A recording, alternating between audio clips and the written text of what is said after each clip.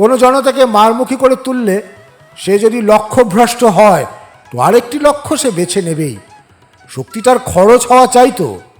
জনতার মধ্যে শুধু সারদা রতনমণির মতোই প্রৌঢ়ই ছিল না, বেশ কিছু তাগড়া জোয়ানও ছিল যারা কুৎসা শোনবার আগে আর্য স্মরণের ভক্ত হয়ে পড়েছিল। এরা ফিরে গিয়ে চাংমারি করে তোলে অতুলকে। আর্য এবং তার বৌদির ভাইজি গীতা মাঝে পড়ে না থামালে অতুলকে হাসপাতালে যেতে হতো। আপাতত সে শুধু নাক আউট হয়ে ছাড়া পেল।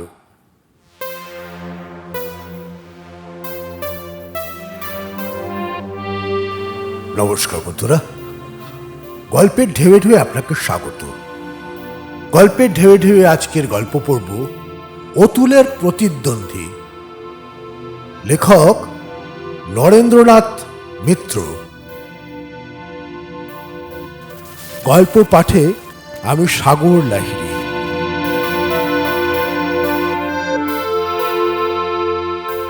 শুরু করছি আজকের গল্প অতুলের প্রতিদ্বন্দ্বী। লেখক নরেন্দ্রনাথ মিত্র।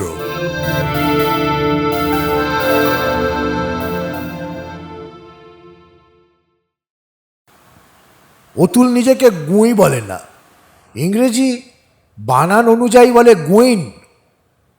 এতে অতুলের বাবার আপত্তি আছে যথেষ্ট, কিন্তু গুইন হিসেবে ছেলের দাপট অর্থাৎ সাফল্যে চমৎকৃত হয়ে তিনি এ বিষয়ে আর বিশেষ উচ্চবাচ্য করেন না। কেউ মিস্টার গুইনকে ডাকতে এলে এখন তিনি বেশ গর্বের সঙ্গেই কবুল করেন। এই মিস্টার গুইন তারই কুলপ্রদীপ। তিনি দেখছেন সে বাড়ি আছে কিনা। ভারী ব্যস্ত মানুষ তো। অতুল মস্তান নয়, কিন্তু সে নিজেকে বলে মস্তানের বাবা, অর্থাৎ তাদের এলাকার মস্তানরা খেদা ন্যাড়া বিড়ু এরা অতুলদার পরামর্শ ছাড়া এক পা চলে না।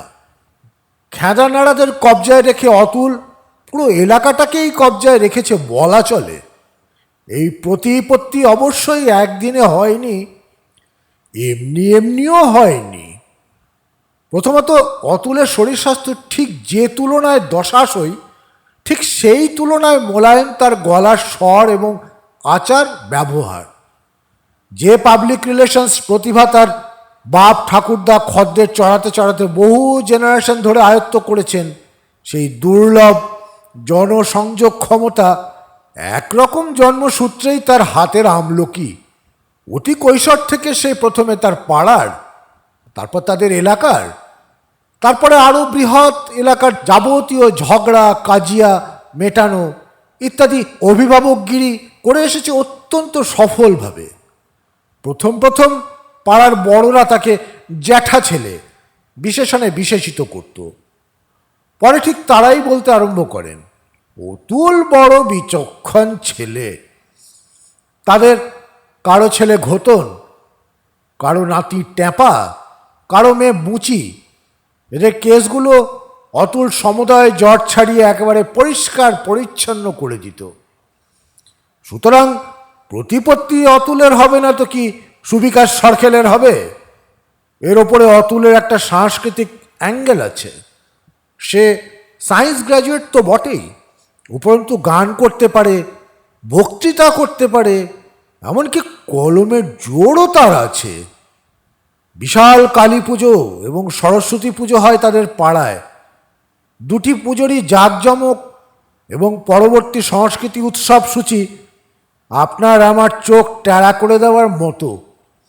20 ফুট কালী প্রতিমা বিসর্জনের সময় অতুল যখন তার প্রকাণ্ড সাদা কপাল তেল সিঁদুরে চর্চিত করে, সিল্কের পাঞ্জাবির মধ্য দিয়ে লাল রোমশ বক্ষপট বিদ্যুৎ চমকের মতো দেখাতে দেখাতে শার্দুল বিক্রিত ছন্দে চলে এবং তাকে কেন্দ্র করে খেদা ন্যাড়া বিড়ু ও সম্প্রদায় প্রবল বিক্রমে স্ট্যাম্প মারা বিসর্জনী নাচ নাচতে নাচতে তার সঙ্গ নেয়, তখন 20 ফুটি কালী প্রতিমাই পূজ্য ছিলেন না হলুদ সিল্কের অতুল কৃষ্ণই সত্যিকারের পূজ্যপাদ ছিল বোঝা শক্ত হয়ে ওঠে।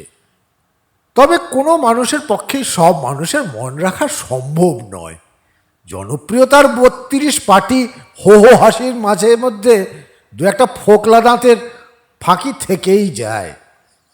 কিছু হিংসুটে মানুষ বিসর্জনী মিছিলের সিল্কের বুকখোলা পাঞ্জাবি পরিহিত অতুল কৃষ্ণকে পুতুল কৃষ্ণ, বিপুল কৃষ্ণ ইত্যাদি বিকৃত নামে ডেকে নিজেদের মধ্যে মজা পেয়ে থাকে।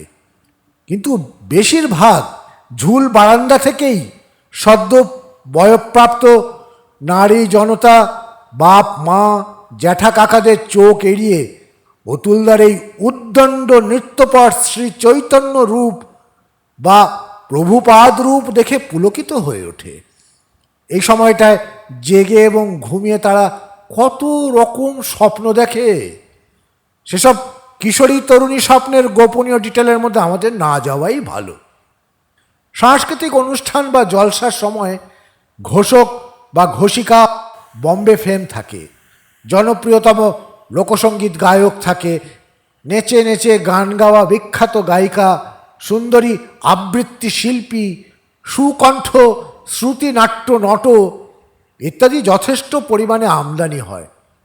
সবচেয়ে বড় কথা, পাড়ার উঠতি প্রতিভাদের অতুল এই সময়টায় সুযোগ করে দেয়।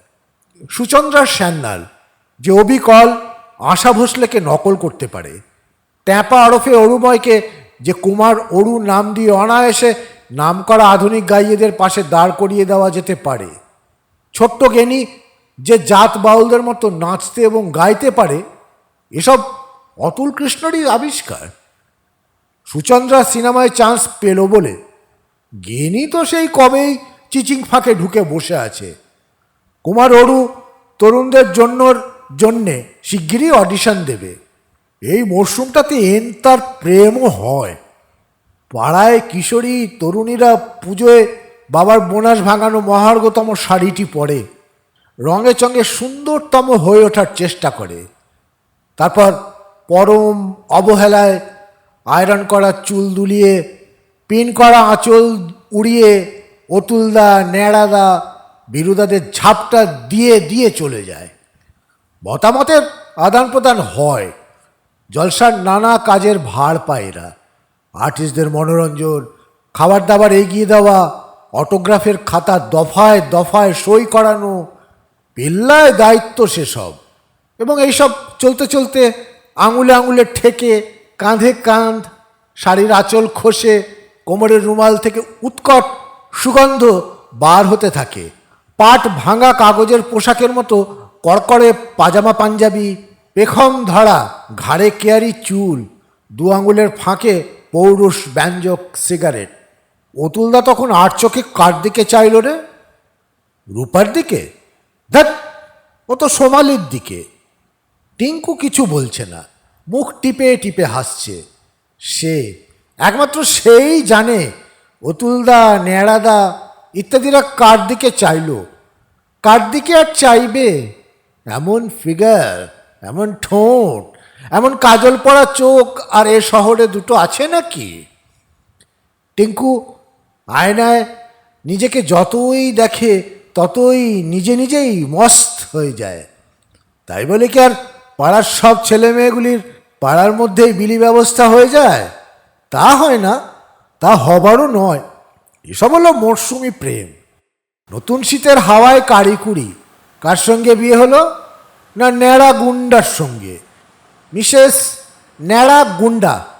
ছ্যা, মেয়েরা আজকাল আগের মতো রামবোকার নেই। অনেক দিন খালি পড়েছিল শম্ভু উকিলের জর্দগব বাড়িটা। অত বড় বাড়িটায় দুটি মাত্র মানুষ, খালি পড়ে থাকা ছাড়া একে আর কি বলে? শম্ভু উকিল মারা যাবার পর একতলা বাড়িটাতে রইল শুদ্ধ শম্ভু উকিলের আইবুড়ো বোন ধিঙ্গি দুগ্গা বা দুগ্গা দিদি। আগেকার দিনে হলে যাকে ইন্দির ঠাকুরনের মতো দুগ্গা ঠাকুরন বলে ডাকা হতো। তো এই দুগ্গা অতুলের সঙ্গে লড়ে গেল। অনেক দিনের নজর ছিল অতুলের বাড়িটার উপর। অনায়াসে একটা সাংস্কৃতিক কেন্দ্র খোলা যায়। বিঘেখানেক জমির ওপর একটারে একতলা, 4-5খানা বড় সড়ো ঘর, লাইব্রেরি, ইনডোর গেমস, আড্ডা বা অফিস ঘর সব এক ছাতের তলায় হতে পারবে।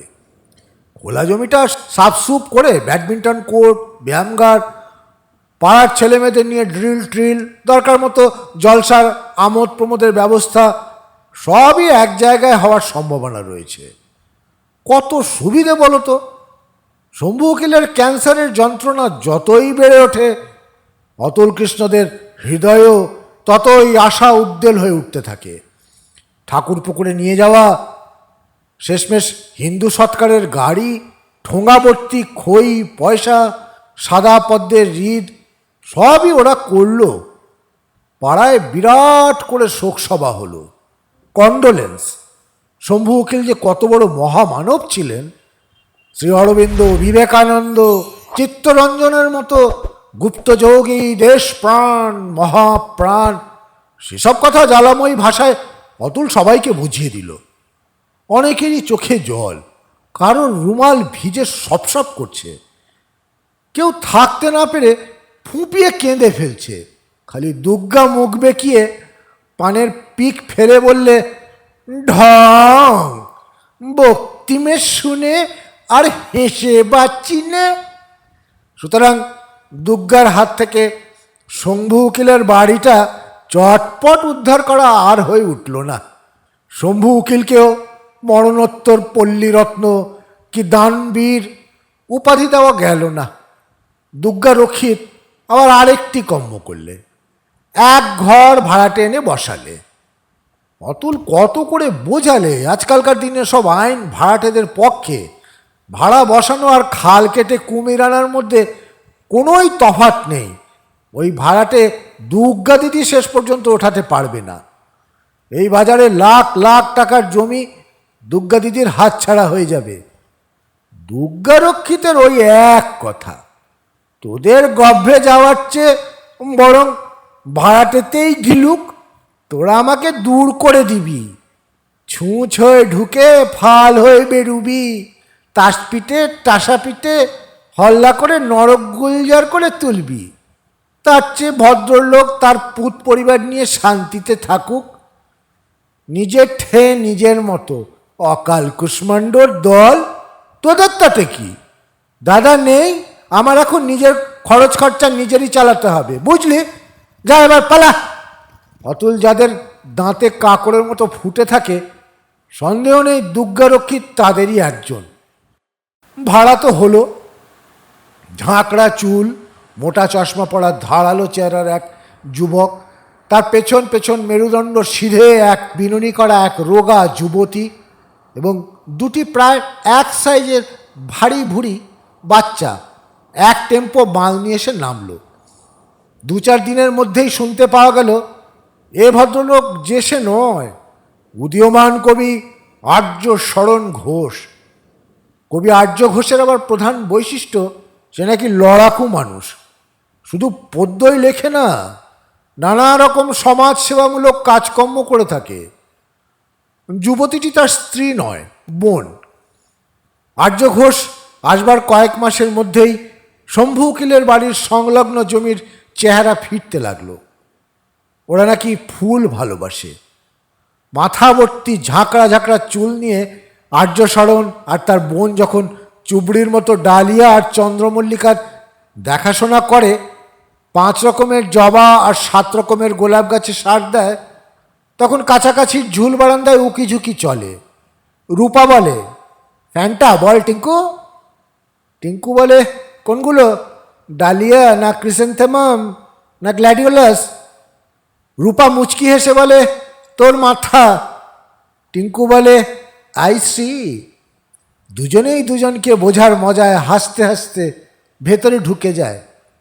সেবার কালী পুজোর ফাংশনে সভাপতি করা হলো আর্য শরণ ঘোষকে। অতুলই করল। অতুল বড় উদার চরিত্রের ছেলে, এ কথা বলতেই হবে। সে গুণের আদর করতে জানে। তা সেই সভার সভাপতির ভাষণ এলাকাকে কাঁপিয়ে দিল। সে কি কবিতা না জ্বলন্ত ফুলঝুরির মতো শব্দঝুরি? সে কি উপদেশ না অনুপ্রেরণা? পাড়ার লোক ঠিকমতো বুঝে উঠতে পারল না। কিন্তু তারা একেবারে বোল্ড হয়ে গেল। এমন অপরূপ করে যে কেউ শক্তি পুজোর ব্যাখ্যা করতে পারে, এমন কাব্যময় ভাষায় অনর্গল বলে যেতে পারে, কাউকে মুহূর্তের জন্যও বোর না করে বলবার সময় কারুর চেহারা যে এমন প্রদীপ্ত মশালের মতো হয়ে উঠতে পারে, এলাকার লোকের অভিজ্ঞতার মধ্যে এসব ছিল না। সেবার কালী পুজোয় যা হবার হয়ে গিয়েছিল। সরস্বতী পুজো হলো একেবারে অন্য রকম। স্থানীয় আর্টিস্ট সুকেশ মিত্তিরকে দিয়ে কাগজের প্রতিমা হলো, বাসন্তী রঙের মণ্ডপ হলো, পলাশ গাঁদায় ছেয়ে গেল বেদি, আলপনা হলো মনে রাখবার মতো, পুষ্পাঞ্জলি দিতে এলো দফায় দফায় সব্বাই, শরৎ সেতার বাছা বাছা গান এবং সন্তুর ছাড়া আর কিছু বাজল না, তাও মৃদুস্বরে। শ্বেত পদ্মাসনা দেবী স্তোত্র গানের মধ্যে দিয়ে শান্তভাবে ঘট বিসর্জন হয়ে গেল। সবার মনে হলো এমন পুজো আর কখনো হয়নি, আবার হবে কি? পাড়ার সাংস্কৃতিক কমিটির চেয়ারম্যান অতুল কৃষ্ণ তাই বলে স্থায়ী নয়, একেবারে গণতান্ত্রিক উপায়ে সবাইকার মতামত নিয়ে ব্যাপারটা হয়, তবু জানা কথাই অতুলই প্রেসিডেন্ট হবে। এবার আশ্চর্যের বিষয়, পাড়ার কিছু মাতব্বর ব্যক্তি বললেন, আর্যকে করা হোক না কেন, ছেলেটার এলেম আছে। ততোধিক আশ্চর্যের বিষয়, ন্যাড়া, মস্তান ন্যাড়া, অতুলদার ডান হাত ন্যাড়া, যাকে বেপাড়ায় ন্যাড়া গুন্ডা বলে উল্লেখ করা হয়, সেই ন্যাড়া এতে সায় দিল। সত্যি তো, অতুলদা কদিক সামলাবে?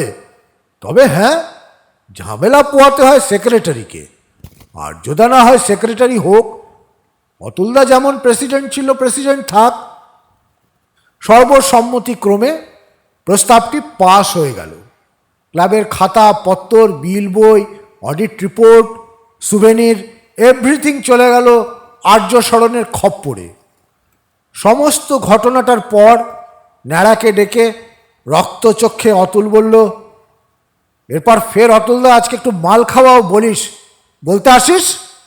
ন্যাড়া অবাক হয়ে বলল, যা চলে, তুমিই তো প্রেসিডেন্ট, মানে সব্বা রইলে, আর্যদা খালি খেটে মরবে। আসলে কি জানো, পাবলিক যা চায় মাঝে মধ্যে তা দিতে হয়, নইলে সালা ডেমোক্রেসিও মচকে যাবে, পাবলিকও খচে যাবে। রূপা টিঙ্কুরাও আর্যদাকে চাইছে, দাওই না চান্স একবার মাইরি। মাসখানেকের মধ্যে খাতা তহবিল সব মিলিয়ে টিলিয়ে আর্য স্মরণ একদিন অতুল কৃষ্ণকে ডেকে পাঠালো। বেশ সুগন্ধি চা খেতে খেতে খাওয়াতে খাওয়াতে বলল, আচ্ছা অতুল, তুমি কি করো? কি করি মানে? দেখতে পান না কি করি আর কি না করি? এক্স্যাক্টলি, দেখতে পাই। অতুল আজকালকার দিনে কেউ আশা করতে পারে না একটা মানুষ দিবা রাত্র আর 5 জনের জন্যে বিনা মাসুলে খেটে যাবে। This is too much. তুমি ন্যাড়া, খেদা, বিড়ু এবং আরও যারা ক্লাবের বিভিন্ন কাজ সারা বছর ধরে করে যাও, অথচ যাদের কোনো আয় নেই, তাদের একটা লিস্ট করে ফেলা যাক। জনা 6-7-এর বেশি হবে না বোধহয়। আমার প্রস্তাব, তাদের প্রত্যেককে ক্লাবের হোল টাইমার হিসেবে কিছু মাসোহারা দেবার ব্যবস্থা করা যাক। অতুল বলল, দেখুন আর্যদা, এরা আমাদের অপমান করা, ন্যাড়া বিরুদ্ধের অপমান করা। আমরা যেটা করছি সেটাকে বলে মানব সেবা। কথাটা শুনেছেন? আর্যদা প্রশান্ত মুখে বললেন, শুধু মাসোহারা নয়, পুজো বাবদ সুভেনির ইত্যাদির জন্য যে যত বিজ্ঞাপন আনবে তার কিছুটা পার্সেন্টেজও কমিশন হিসেবে তোমাদের দেওয়ার বন্দোবস্ত করা হোক। হিসেবের খাতায় যে বিরাট বিরাট গরমিলগুলো রয়েছে সেগুলোকে তোমাদের প্রাপ্য বকেয়া বলে অ্যাডজাস্ট করে নেওয়া হবে, তাহলেই হলো। নইলে এইসব খাতা পত্তর, সাধারণ মানুষের কষ্টার্জিত টাকার থেকে ট্যাক্স নিয়ে তৈরি তহবিল, এসব প্রহসন হয়ে যায় অতুল। আর্য স্মরণের পরের চালটাও এলো আরও সাংঘাতিক। সে কালী পুজোর প্রস্তুতি পর্বে বলল, 20 ফুট প্রতিমা করে প্রতি বছর বিসর্জনের সময় ওভারের তার কাটা সে বড় বিশ্রী। 10 ফিট প্রতিমা আরও অনেক সুন্দর হবে। কুমোরটুলির নারায়ণচন্দ্র পালকে দিয়ে করাও, অপূর্ব শ্যামামূর্তি করে দেবেন। আর রাস্তা আটক করে lorry, tempo, taxi, private car, rickshaw এদের কাছ থেকে চাঁদা আদায় করো না। মানুষকে এভাবে প্রেসারাইজ করা ঠিক না। ভয় কেউ কিছু বলতে পারে না। কিন্তু আমি জানি গত বছর মুদির দোকানের তারাশঙ্করকে 4,500 টাকা চাঁদা দিতে বলেছিলে বলে সে বেচারি স্ট্রোক হয়ে যায়। এগুলো ঠিক না। কালী পুজোর রাতে একটি জমজমাট কারণ সভা বসত, সেটাও এবার বসল না। অতুল যেমন উদারতার বৈশিষ্ট্য, তেমনই বুদ্ধিতেও আবার সত্যি বৃহস্পতি। সে সাপের লাজে পা পড়ার অপেক্ষাটিতেই ছিল। খেদা, বিড়ু, ন্যাড়ার সঙ্গে তার গোপন বৈঠকগুলো ঘন ঘনই বসতে লাগলো। টিঙ্কুর বাবা রতনমণি ঘটক রূপার বাবা সারদাচরণ সরকারকে ডেকে বললেন, সারদা, এসব কি শুনছি? সারদাচরণ বললেন, শুনেছ? তুমিও শুনেছ তাহলে? ছোকরা ভদ্রলোকের মতন থাকে। রতনমণি বললেন, শুনবো না মানে? পরস্ত্রী ফুসলিয়ে এনে বোন সাজিয়ে সবার চোখের ওপর বাস করবে আর শুনবো না? কি কেচ্ছা, কি কেলেঙ্কারি! শেষকালে কি সেই লিভিং টুগেদার না কি বলে সেসব ব্যভিচার এইখানে, এই পাড়াতেই আরম্ভ হলো? সুচন্দ্রার মা একদিন শম্ভু উকিলের বাড়ির ভেতরে গিয়ে কখানা শোবার ঘর দেখে এলেন। রিপোর্ট হলো একটা ডবল বেড আর একখানা তক্তপোষ, বেশ লম্বা চওড়া। ইচ্ছে করলে দুজনেও শোয়া যায়। এক রবিবার সকালে হতবম্ব আর্যশরণ দেখল তার বাড়ির সামনের বাগান তছনছ করতে করতে এগিয়ে আসছে বেশ বড় সড়ো একটা মারমুখী জনতা। তাদের মুখে অসন্তোষ, ঘৃণা, জিভে অকথ্য গালাগাল। একেবারে সামনে কিছু প্রৌঢ়, গুটিকয় বৃদ্ধ। তারা বললেন তাদের চক্ষু লজ্জা, মান সম্ভ্রম ইত্যাদি অনেক কিছুর বালাই আছে।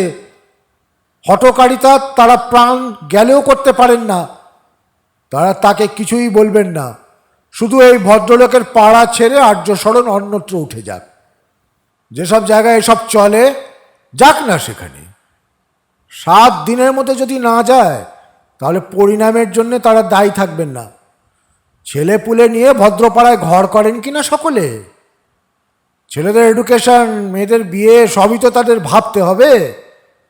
জনতার মধ্যে অতুল কিংবা তার সাগরেদরা লক্ষণীয়ভাবে অনুপস্থিত ছিল। আর্যশরণ ঘটনার ল্যাজা মুড়ো কিছুই বুঝতে পারছিল না। কিন্তু দুর্গা এ পাড়ারই মেয়ে, সে ঠিকঠাক বুঝেছিল। ভাঙা বাড়ির ন্যাড়া ছাতে উঠে সে পরিত্রাহী চেঁচিয়ে বলতে লাগলো, জানিস অলপেরা গীতু শ্বশুর বাড়ি থেকে যৌতুকের জন্যে পুড়িয়ে মারতে চেষ্টা করেছিল। ওর বাপ জ্যাঠা অনেক কষ্টে উদ্ধার করে এনেছে। জানিস রাস্তায় দুবার অ্যাসিড বাল্ব ছুঁড়েছে, ফসকে গেছে তাই। আর্য ওর পিসির দেওর যদি বিপদের সময় মেয়েটাকে আশ্রয় দিয়ে থাকে তো বেশ করেছে, খুব করেছে। ডাইভোর্স মামলা হয়ে গেলে যদি ওকে বিয়ে করে তো বেশ করবে, খুব করবে। আমার বাড়ির মানুষ সে কীরকম আমি জানি না, তোরা জানবি ঘোড়ার ডিমের দল। এক্ষুনি এখান থেকে বিদায় হ। আমার সম্পত্তির ক্ষতি করেছিস। আমি শম্ভু উকিলের বোন, হরিহর উকিলের বেটি। তোদের নামে মামলা রুজু করব। ক্ষতিপূরণ দিতে তোদের বেরিয়ে যাবে। জনতা আস্তে আস্তে পিছিয়ে গেল। দুর্গা তখনও চেঁচিয়ে চলেছে, এসব ওই অতুল হতচ্ছাড়ার কাণ্ড। কালী পূজার ফণ্ড নিয়ে সোম বছর নেশা ভাঙের ব্যবস্থা চলছিল। আর্য সেটি বন্ধ করেছে কিনা? পরের ঘটনা খুব সংক্ষিপ্ত। কোনো জনতাকে মারমুখী করে তুললে সে যদি লক্ষ্যভ্রষ্ট হয় তো আরেকটি লক্ষ্য সে বেছে নেবেই। শক্তিটার খরচ হওয়া চাইতো। জনতার মধ্যে শুধু সারদা, রতনমণির মতোই প্রৌঢ়ই ছিল না, বেশ কিছু তাগড়া জোয়ানও ছিল যারা কুৎসার শোনবার আগে আর্যশরণের ভক্ত হয়ে পড়েছিল। এরা ফিরে গিয়ে চানমারি করে তোলে অতুলকে। আর্য এবং তার বৌদির ভাইজি গীতা মাঝে পড়ে না থামালে অতুলকে হাসপাতালে যেতে হতো। আপাতত সে শুধু নাক আউট হয়ে ছাড়া পেল। শ্রোতা বন্ধুদের কাছে আমার একটি বিনীত অনুরোধ, যারা আমার এই চ্যানেলের গল্প প্রথমবার শুনছেন তারা দয়া করে চ্যানেলটি সাবস্ক্রাইব করে নিন। আর গল্পগুলো যদি ভালো লাগে তাহলে চ্যানেলটি শেয়ার করুন, লাইক করুন, বন্ধুদের মধ্যে ছড়িয়ে দিন। কিন্তু আর্যশরণ দুর্গা দিদির শত অনুরোধেও, পাড়ার মাতবরদের হাজার ক্ষমা প্রার্থনাতেও ও পাড়ায় আর রইল না। বলল, গীতার ছোট ছোট ছেলে দুটির পক্ষে অভিজ্ঞতাটা বড় মারাত্মক হয়েছে। গীতাও মানসিক যন্ত্রণায় ভুগছে। একদিন সকালে শম্ভু উকিলের শূন্য বাড়ি যেমন হঠাৎ ভরে উঠেছিল চায়ের গন্ধে, ফুলের শোভায়, উৎসুক যুবক যুবতীদের কলকণ্ঠে, বাচ্চাদের খেলার আওয়াজে, আর একদিন সকালে তেমনই আবার পূর্ণ বাড়ি শূন্য হয়ে গেল। বাগানময় শুধু শটান শুয়ে রইল কিছু মরশুমি ফুল গাছের মৃতদেহ, পা দিয়ে মারিয়ে যাওয়া থ্যাঁতলানো টমেটো আর বেগুন, ঘরগুলোর মধ্যে দু চারটে ছেঁড়া পাতা, ফেলে যাওয়া খয়াটে অ্যালুমিনিয়ামের ঢাকনি, খালি শিশি বোতল, ফাটা বল আর ডাঁই করা খবরের কাগজ। অনেক অনেক দিন হয়ে গেছে। প্রতিভাবান অতুল তার পাড়াতে আবার আগের প্রতিষ্ঠা ফিরে পেয়েছে, যদিও কালী পুজোর সমারোহের দিন আর কখনোই সেভাবে ফেরেনি। ন্যাড়া খেদা এখন সোজাসুজি রাজনৈতিক নেতাদের মাসলম্যান, বীরু একটা বহুতলের কেয়ারটেকার। অতুল তার বাবার গয়নার দোকানে নিয়মিত বেরোচ্ছে। বেশ জমাট প্রতিপত্তিওয়ালা ভবিযুক্ত ধনী ভদ্রলোক। বাবার আমলের রাক্ষসের তেল খাওয়া অ্যাম্বাসেডরটাকে বিদায় করে সে একটা ঝাঁ চকচকে তন্নি মারুতি ভ্যান কিনেছে, ধবধবে সাদা। বর্ধমানের ভেতর দিয়ে গায়ের চাষবাস দেখতে গিয়েছিল। ফেরবার সময় কাঁইতির কাছাকাছি একটা মাঠে দেখলো প্রচুর ভিড় জমেছে, এবং ভিড়ের মধ্যে ঝাঁকড়া চুলের মধ্যে সাদা সুতোর ছড়াছড়ি এক পরিচিত চেহারার ভদ্রলোক মোটা ফ্রেমের মধ্যে অন্যমনস্ক চোখ নিয়ে বেরিয়ে আসছেন। গাড়ি থামিয়ে অতুল তার গিলে করা পাঞ্জাবির হাতা গুটিয়ে নেমে এলো। সে ভারী উদার স্বভাবের মানুষ। আর্যদানা, কেমন আছেন? হাসি মুখে ভদ্রলোক বললে, আরে চেনা চেনা লাগছে খুব, প্লেস করতে পারছি না তো ঠিক। আমি অতুল, সদুর বক্সির অতুল কৃষ্ণ গোয়েন। অতুল অতুল কৃষ্ণ? ওহো, সেই লাইব্রেরি করতে 33,000 টাকা দিয়েছিলেন না? বড় বড় চোখ আর সপ্রশংসর দৃষ্টিতে তার দিকে তাকিয়ে থাকেন আর্যশরণ। আত্মগত বলতে থাকেন, টাকার অ্যামাউন্টটাই বড় কথা নয় অতুলবাবু, দেবার ইচ্ছের মূল্যটা টাকার মূল্যের থেকে অনেক বেশি। আমি আজকের পথনাটকে এটাকেই আমার থিম করেছিলাম। গ্রামের লোকে বেশ নিল, কিন্তু ভারী এনজয় করলো। দেখি আবার আমার ট্রুপের ছেলেমেয়েগুলো কোথায় গেল, আসছি। অতুল দেখল আর্যশরণ ঘোষ তাকে এবং তার সঙ্গে জড়িত সমস্ত গুরুত্বপূর্ণ ব্যক্তিগত ঘটনাবলী বেমালুম ভুলে গেছেন।